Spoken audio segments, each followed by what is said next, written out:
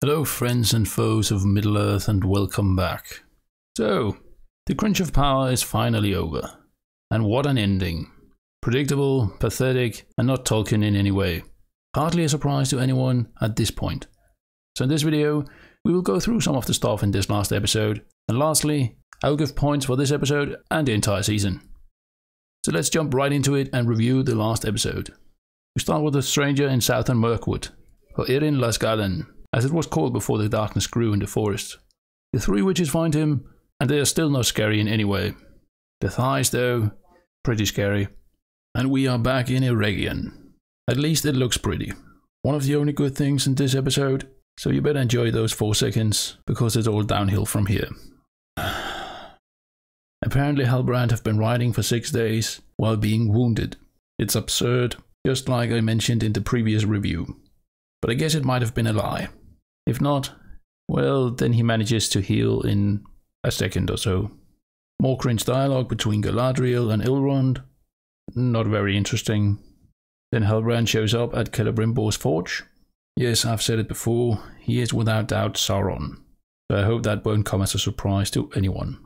I guess we should be suspicious. How would a man know about Celebrimbor, but not about Númenor? I guess it was all lies. Anyway, Halbrand basically gives Celebrimbor some clues how he can use the mithril to craft something.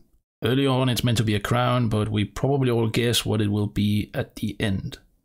On Númenor, Tar-Palantír is dying, and for some reason a lot of women need to draw him on his deathbed. Yeah, that felt pretty weird. Eärien, the fake daughter of Elendil, is also present, and just as the others have left, he starts speaking to her about the downfall of Númenor. He thinks he's talking to his daughter though. Eärien then goes upstairs and finds the Palantír. I guess we will know more about that in season 2, unless it gets cancelled, and let's hope that will happen at least.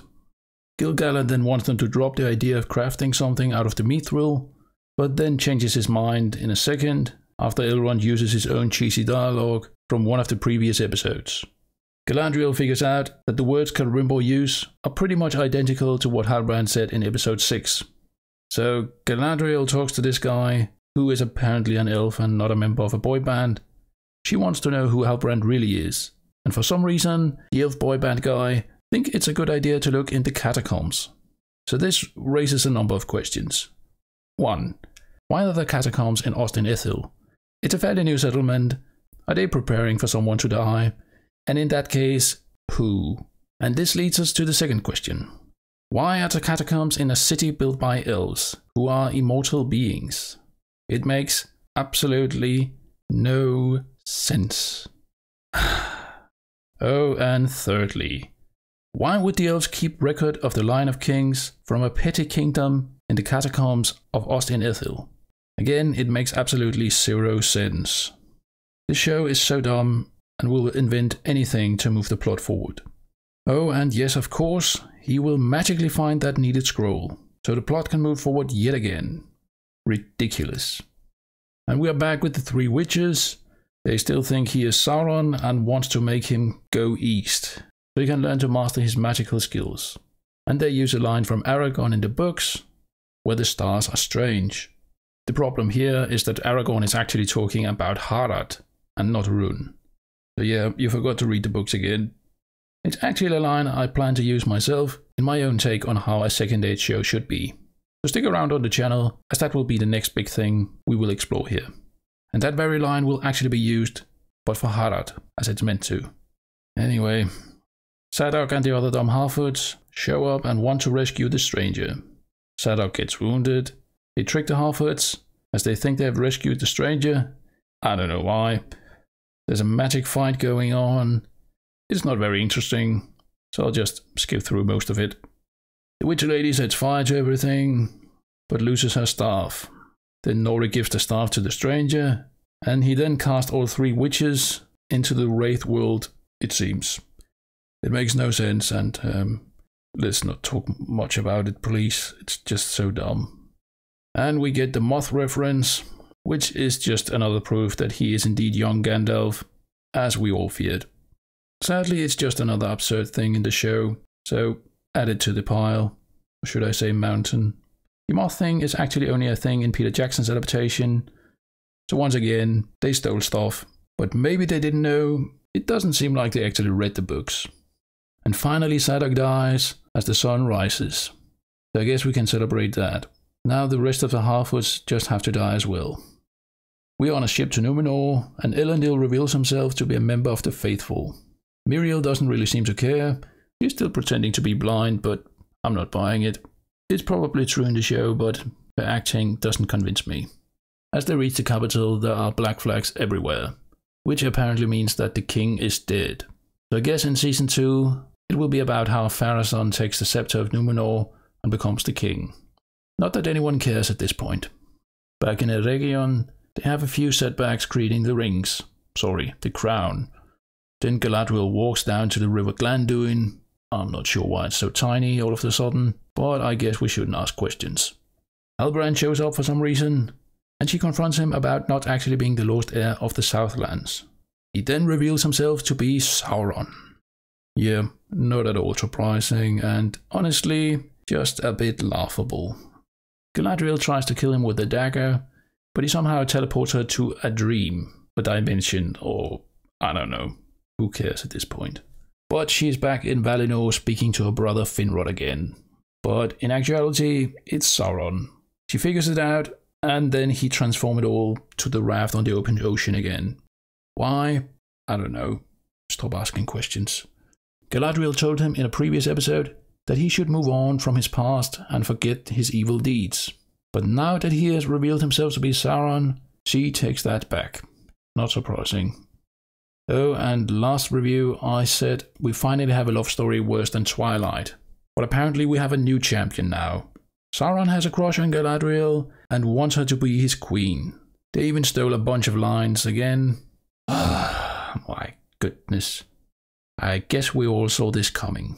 It's impressive that the stupidity always manages to exceed our greatest fears. The showrunners are some of the worst I've ever heard about. And honestly, I doubt I will hear about something worse than this show. It's just beyond dreadful. May they forever live in shame. Anyway, Sauron wants to rule Middle-earth while pretending to heal it, but Galadriel won't have it. So he gets really angry and teleports her into the ocean. Yeah, I'm out of words. Next thing we know, Elrond shows up and drags Galadriel out of the river. He doesn't seem to ask a lot of questions, but okay. She runs to the workshop and says that Halbrand is not welcome anymore. She doesn't reveal he is in fact Sauron, but I guess she is too embarrassed. Anyway, Celebrimbor says he will need gold and silver from Valinor, so Galadriel needs to give up her dagger, which she later does, and with it, along with the mithril, Celebrimbor creates the 3 elven rings. It's not interesting in any way, and not even close to what it should be like. The 3 elven rings were also the last to be crafted, but at least Galadriel's ring Nenya seems to be made out of mithril. This show. Back with the Harfoots. The stranger proves again and again that he is indeed young Gandalf, with all the stolen lines from Gandalf from The Lord of the Rings. It becomes painfully obvious, and all the stolen stuff just comes across as extremely pathetic. These showrunners are not able to create anything new. Instead, they just make a mockery out of something that already exists. And then they call the critics of the show for evil. But I think we all know the true evil here. Anyway, Nori goes with Gandalf into the wild. I guess I got no clue where they're heading, why, or why anyone would care. And the last shot we got is with Halbrand reaching Mordor. I guess he used his magical powers to make a cloak.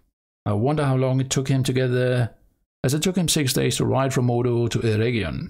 At least the shot looks good, but that's another 4 seconds of good, out of 1 hour and 10 minutes. Impressive. Before we move on to give some points, I just want to point out we hear nothing about the Balrog in the last episode, and apparently Isildur is still buried somewhere in Mordor. I'm impressed if he didn't actually starve to death. Bronwyn, Theo and Arondir wasn't in this episode, and same with the rest of Khazad-dûm. And now to the points. We'll start by giving points to this episode and then the entire season.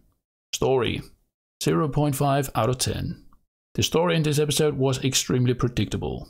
The entire season they have tried to keep it secret who Sauron was, and who the stranger actually was. But most of us guessed right early on. So it's just been dragging on forever. The whole Númenor storyline in this episode felt pointless, and I'm surprised if anyone cared about it. The Harfoots are still terrible, but I guess we only have to endure Nori and wannabe Gandalf in Season 2. But let's hope it gets cancelled before that. Lore. -10 out of 10. The lore in this episode was nowhere to be found. It contradicted pretty much everything Tolkien ever wrote, and it honestly feels more like a bad parody than something we're meant to take seriously. They try to use some lines and lore elements, but they often get it wrong, and it just comes across as lazy plagiarism by two talentless showrunners. It's pathetic. Cinematography, 3 out of 10. I'll give the cinematography a generous 3. There were a few shots here and there that looked alright. Most of it was CGI, but still there were at least some things that looked better, especially compared to some of the previous episodes. Visuals, 3.5 out of 10. The visuals are still gamey as usual and lack the realism. I think Eärien and Mordor at least look good. It's far from enough to save the episode, especially when we consider its 8 seconds of pretty visuals followed by disasters. Dialogue, 2 out of 10. At least we didn't get a ton of those cringe one-liners this episode, but most of the lines were either stolen from Peter Jackson or directly from the books. I think it's fine in some cases, but when it's done to this extent, constantly, it just becomes even more unbearable to keep watching. Acting, 3 out of 10. I think most of the acting was decent. It didn't make me shake my head at least, but nor did it impress me in any way or make me feel anything. The farewell between Nori and Poppy was probably some of the better stuff in this episode, but Poppy's minor role in this show just made me care less about the whole thing, so it didn't really hit me as they tried to. Costumes, 3 out of 10. Another generous 3 for costumes. Not much new to see. Galadriel's new dress looked fine. I got no clue who gave it to her or if she went out buying it. At least on Númenor it made sense they would give her something, so she didn't have to walk around in rags. Other than her dress, there was not much new. The elven rings themselves looked fine, but I must admit I prefer the designs we see in Peter Jackson's The Lord of the Rings. I'm a bit worried that we didn't get to see the 9 or 7 rings. Those should have been crafted before the 3, but this show doesn't care. The Forge of Celebrimbor looked fine. I'm no expert on the matter, but it would be surprising if they didn't get a ton of stuff wrong in this scene. Maybe an actionsmith can leave a comment below. Music and sounds, 2 out of 10. I have to give the music a very low score this time. I didn't like it, and it often felt more annoying than complimenting for the story. I also noticed a lot of editing with the sounds and voices, like the witches speaking in a really weird way. I already found them laughable, and the creepy sounds and music just made it worse. The Ringverse song at the end wasn't my cup of tea either, but it at least sounded like they put some effort into it. It felt a little like they were going with the same vibes as Gollum's songs at the end of the Two Towers, but I don't think the song hit its mark. And what's my final score for episode 8 then? I have to end on a 0.5 out of 10. If we didn't include the visuals, a big 0. Anyway, let's move on to the points for this entire season. Story, 0 out of 10. The story in this entire season felt pointless and like very little happened. There was a ton of stuff that could have been cut away, and it would have made no real difference, like the Harfoots. I think barely anyone likes them, and they don't seem to add much to the story. Galadriel's character arc also gotta be some of the worst I've ever seen. Her actions make little to no sense. She's arrogant, hot-tempered, pretentious, and unlikable in any way imaginable. Early on, the show clearly failed to establish an antagonist, and why anyone would even have to care. All we got was Galadriel seeking for Sauron to avenge her dead brother. There were also a whole ocean of pointless characters, especially in the first couple of episodes, many of whom we never got names for. I only heard the names for once or twice. Rivian, whoever this guy was, Rowan, those other elves who doesn't look like elves, but who cares, and this guy, Tamar, I think his name was, and a ton more. Useless characters. The story told in season 1 could probably have been done in 4 or 5 episodes, and in a lot faster and smoother way, where we could cut away all the terrible characters and nonsensical actions. The eruption of Mount Doom alone felt unnecessary as well. Mordor could simply have looked like that from the start. Lore. -10 out of 10. This show is not related to any of Tolkien's works. Anyone claiming that have either not read the books, not understood them, or are simply lying.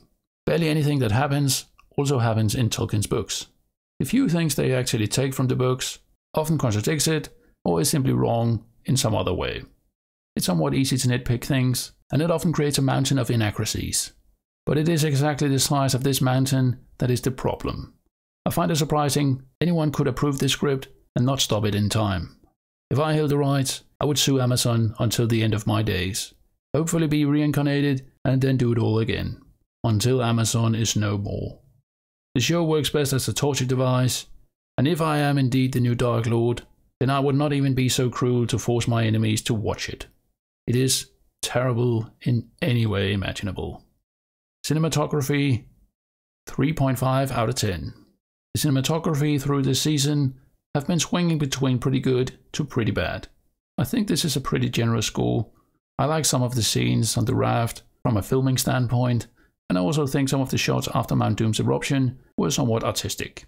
But on top of that, we also had the longest scene ever with weird angles all over the place. It was very off-putting for me, and perhaps not something I would normally notice. But because the scene dragged on for so long, it just got worse and worse. Overall, it was a very mediocre show in this regard, but without doubt one of the better things despite all that. Visuals, 4 out of 10. I think there were a lot of good CGI shots in this show, especially early on, when they tried to impress new people to watch. It did feel a lot more gamey than realistic, so if you can accept that, it was good. For me though, I prefer realism, and this score also includes filming locations. Still, there were a number of filming locations that felt exactly like that. The village in the Southlands, the city of Armenelos. I noticed many of the sets were reused again and again. It made Middle-earth feel very small, and also like a low-budget production, which it's not. Often the amount of extras also made scenes feel very small, and I guess they noticed themselves as they copy-pasted a bunch of extras in at least one of the episodes. So it looked good at times, but at other times it looked pretty terrible, and felt more like a scene in a local theatre. Dialogue, 1.5 out of 10. The dialogue in this show is some of the worst I've ever heard in a TV show like this. It was painfully cringe and was full of metaphors that made no sense or just made a scene a lot more confusing. So why am I giving 1.5 then? I give a half point for the inclusion of different languages. They got some stuff wrong, but also a number of things right. And then I give half a point for some of the average lines that simply worked but was neither good nor terrible. And lastly, I give half a point for those two scenes I actually managed to like. One of them was with Elrond and Durin about Elendil, the father of Elrond. And the other scene was between Prince Durin and King Durin. It was the first time we met Durin III, and he had some good lines about fatherhood. Other than that, I think there were many terrible lines, especially from Galadriel. Acting, 3 out of 10. The acting in this show also varied a lot. I think Elendil was good in some episodes, but the crying scene in episode 7 was not so great. Durin III also had some good stuff early on, but there were also some low points in episode 7. I didn't like any of the Harfoots, neither Isildur nor his sister impressed me. I think Galadriel and Míriel were some of the worst, which is not good as they take up a lot of screen time. I think Elrond was quite alright through this season. Prince Durin was also alright at times, but I also think he was pretty bad in some scenes. His wife Disa did a fine job. Celebrimbor, Gil-galad and Halbrand were alright as well, but there was nothing that impressed me. Costumes, 2 out of 10. I think the costumes in the show drags it down along with some of the writing. Many of the armors look cheap, and like something you could buy from a local Halloween store. Barely any helmet seems to fit, and it just becomes laughable.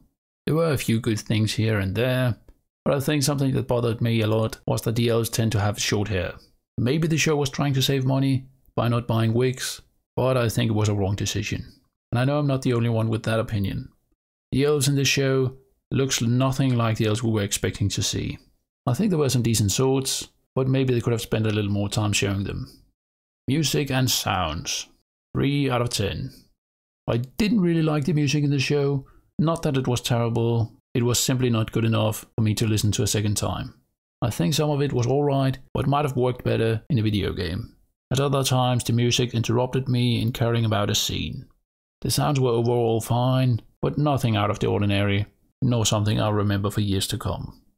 So, my final score for Season 1. I had to end on a 0 out of 10. It is simply not worth watching. If you like your life though and want to change that, well, maybe the show is for you. If you like the visuals, you might as well just search on Google, or even find something better drawn by an actual artist that cares about Tolkien. As a Tolkien show though, my score would be -10 out of 10. I'll never watch it again. It was painful, and somehow worse than anything I could imagine. My worst fears, they somehow managed to make worse. And then they added a ton of stuff beyond my worst fears. I honestly think any of the Tolkien channels on here could come up with a better story. This whole show is a disgrace, and I'm happy that it's finally over. I do not hope for a Season 2, and I refuse to review more of this abomination. Instead, I will focus on my own take on how a second age show should be. I will make some videos about it very soon. So stick around and let's explore the second age together, in a proper and more Tolkienian way. But what do you guys think? Was episode 8 the worst of them all? Did you also predict Halbrand was Sauron, or that the stranger was young Gandalf? And what about this season? Do any of you plan to watch it again? Let me know in the comments. As always, thank you so much for watching. Feel free to leave a like and subscribe. While we wait on my own take on how a second age should be like, maybe these videos will interest you in the meantime. Farewell till next time.